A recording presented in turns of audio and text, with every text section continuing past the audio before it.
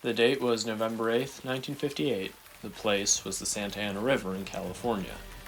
A man by the name of Charles Wetzel was driving home when, due to the heavy rain causing the river to overflow, he slowed down as he traveled down the road. Suddenly, something jumped out and landed in front of Wetzel's vehicle.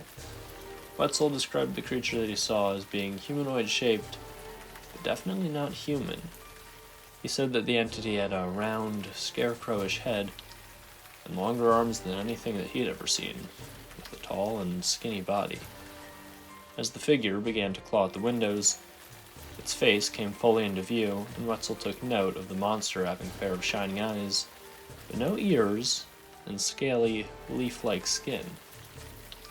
The creature began clawing at the windshield, and understandably, he reached for his pistol. Unable to decide whether he should open the window to open fire on the entity or just shoot through the windshield, he took the third option and stepped on the gas and ran the creature over. He heard the creature's screams as he drove over it, and then very wisely headed to the nearest police station. Law enforcement took note of the scratches on the vehicle, as well as the strange smears along the bottom. Officers visited the scene of the encounter with canines, were unable to find anything, and the Riverside Monster was never seen again. What really happened that night?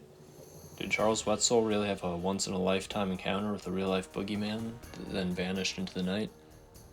Was Wetzel a reluctant hero that slew a monster with his .22 as his sword and his car as his steed?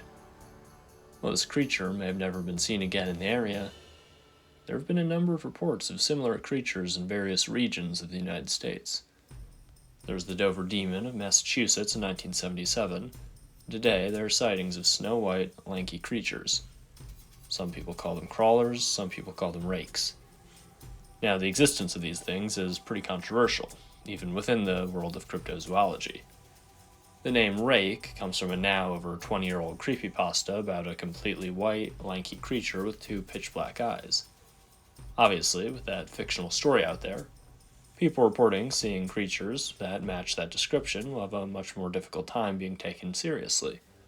On the other hand, when there are cryptids like Bigfoot or Dogman, or in this case, these crawlers, where there are hundreds, if not thousands, of reports spread across the country over the course of decades, I have to think that people are seeing something.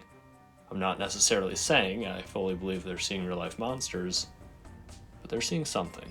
What do you think? Did the Riverside Monster really exist? Let me know in the comment section below.